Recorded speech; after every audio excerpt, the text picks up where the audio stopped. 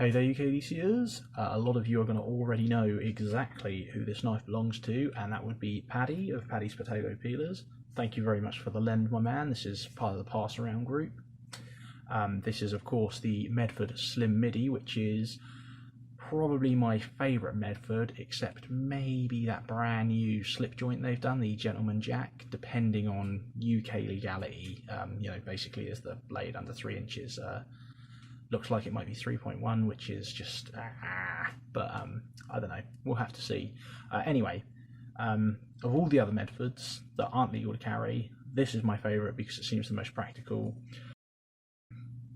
As you can see, it's a lot thinner than most other Medfords, hence the slim. So I'm definitely a big fan of that, and it's also not super heavy or anything like the other ones, like I perceive the other ones to be. That said, I've never handled any other Medford other than this, so I'm talking out of my arse really. I don't actually know if they're heavy or if they're, crazy bulky in your pocket. They just look it. So that said, I do like the look of them. I perceive them to be unwieldy, I guess. This one though, like all other Medfords, has an incredibly sort of rugged, industrial, hard use look about it that's just begging the owner to put it to work, and this one has absolutely been put through its paces. If by some crazy chance you haven't seen Paddy absolutely ending a carpet with this, this S35VN is no slouch, and judging by the video, the ergos are fine as well, so definitely a video to check out though if you haven't already. First thing, you've got these matching serial numbers here. You got was it A6005, same on this scale and same on the blade there. It doesn't look like you got it at the clip, but I'm assuming that's unique to each individual knife. You also have this, fairly deeply etched in Medford logo with the S, which, like I said, I assume is for slim. Wrong. There. Around this side, you've just got the MKT on Medford knife and tool, as well as the serial numbers there, or registration, whatever they are. That said, that's it. So nothing crazy on there. Hardware on this is specifically made to thwart stupid people like myself who enjoy ruining perfectly good knives for no other reason than to, satisfy their curiosity. You have this custom pivot affair on both sides, which, you could probably jerry rig a tool. I'd take a couple of nails and then some pliers, and I have done that before on a zip slip that had like a custom thing. And if you can get past that, the rest of these are just T8s and these are hex. So it's not like it's the end of the world if you get past this, but you will void your warranty, I believe, because Medford's very particular about, I've made this knife right, please don't ruin it. And I respect that, but I don't really like it. But it's his business. He's free to run that as he likes, of course. And as a customer, if you like that, buy the knife. If not, maybe go to a different company. But I'd be fine with it. I just trash my warranty. I really don't care. If the knife's crap when you get it, send it back. Otherwise, I don't really foresee anything going super wrong with this. Not that this one's mine, but I couldn't imagine anything breaking on this or going crazy wrong that you'd need a warranty for, really. So I take the thing to pieces. Probably lucky it's not mine. That said, the blade comes absolutely perfectly centered. There is no blade play, no lock rock, which is absolutely lovely. Something else that is lovely and smooth is that action. Very easy to deploy, not so easy to put away again, but certainly not impossible. Just a matter of manning up with that lock, I think. But there you go.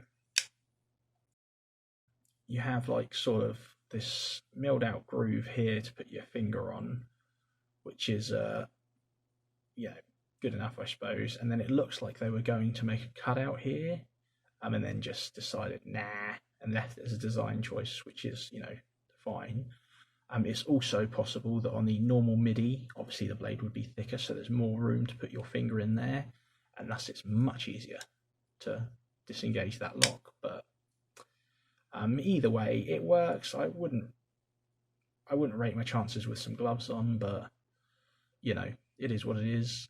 To deploy it, you get that huge finger groove there that's nice and deep, and you can just ram your thumb in and go crazy, and it just works very, very well.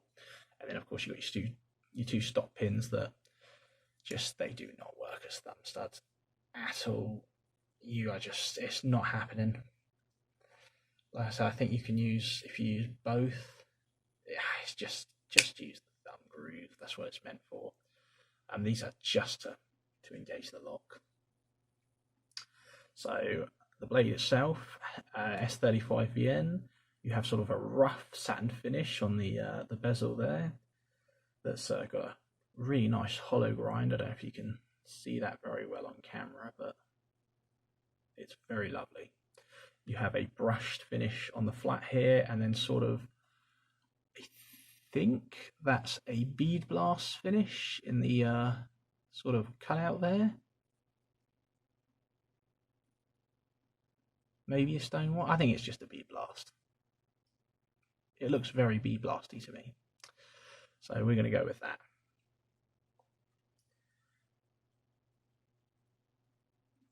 On the back here, you get a visible detent track and detent hole, which is great for maintenance since you can't take the rest of this knife apart. You just sort of,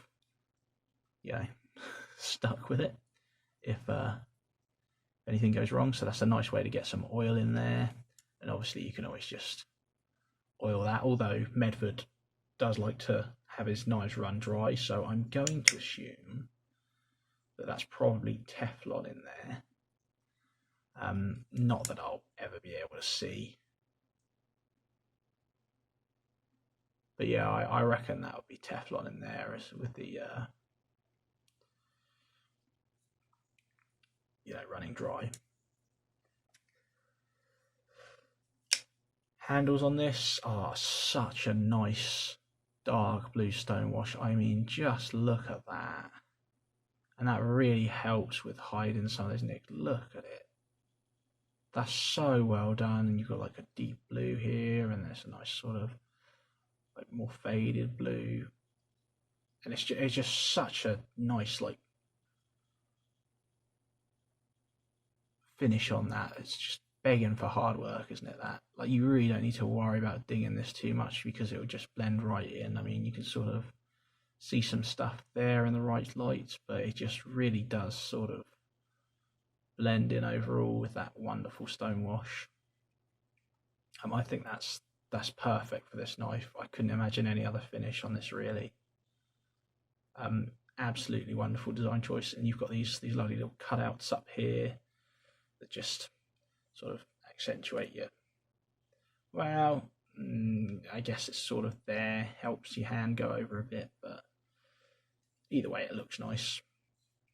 And then I suppose that does sort of just lock your finger in there a little bit. It's something to grip anyway. You can also choke up on this, of course, which is less great because your thumb tends to slip up the top here a bit. So I'd probably be using it more in this position most of the time, I'd imagine. I've never actually put this through hard use, so I don't know for sure. You got a small lanyard hole right here, which is a bit weird. It's quite close to the blade there. It's not actually touching, so I don't think it's an issue, but I probably wouldn't use that just because it's so weird and off to the side. Honestly, I'd be much more likely to wrap a lanyard around these two pins. But yeah, that's just me.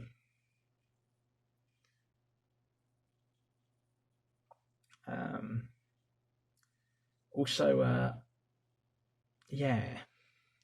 so there doesn't actually appear to be any kind of insert onto this titanium or any over travel stop.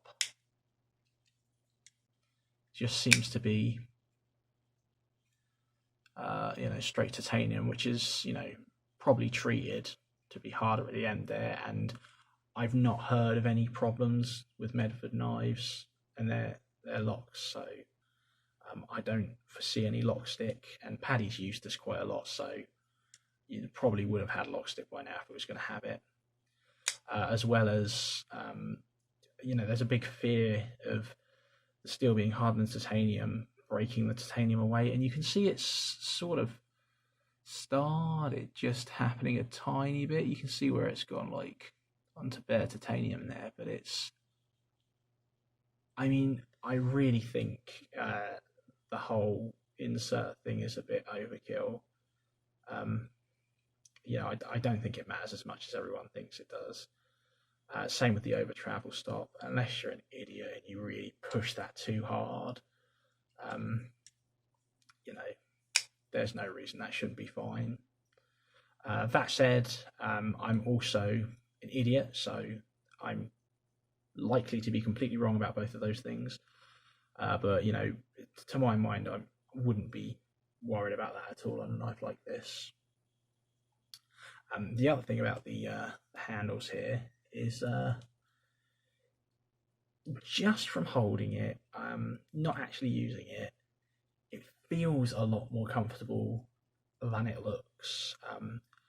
I couldn't imagine just 2 slabs of titanium being that great in your hand for hard use.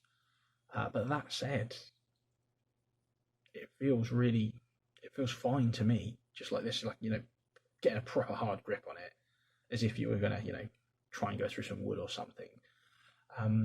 That said, the man to ask and watch the video on that one would be Paddy, since he's actually hard used this. So yeah, there's an actual opinion somewhere in there. The clip on this is actually really well done in my opinion. It's just a nice, simple but well milled clip that follows the curves of the blade nicely. I'm sure this would sit in your pocket lovely. Wouldn't take up too much room because it's nice and slim. You could put it to the back, and it wouldn't clang out around with too much other stuff. Although you don't really want to have other stuff in your knife pocket anyway, if you can help it. And I like the MKT, so it's not screaming, "This is a knife" to everyone. Although it's not very deep carry. You'll have all that sticking out of your pocket. But either way, I like that. It's just MKT, so if you know, you know. If not, no idea. It won't mean anything to you, which is great. And I think everyone should do that. Like if my Chris Reeves had CRK on the clip, I think that'd be lovely. And anyone that puts like that's perfect. Just the Spyderco logo, not Spyderco or anything, or Spyderco knives. I think that's really good.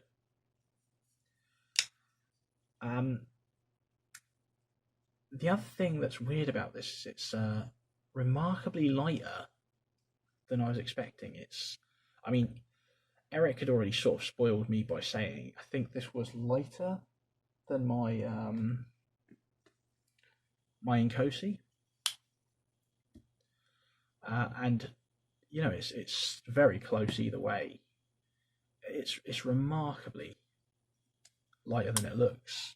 But I think that's just because they go for the chunky look, and that makes it seem like it's going to be heavier and bigger than it is. Whereas when you get the Inkosi, it's like, oh, actually no, they're about the same size. So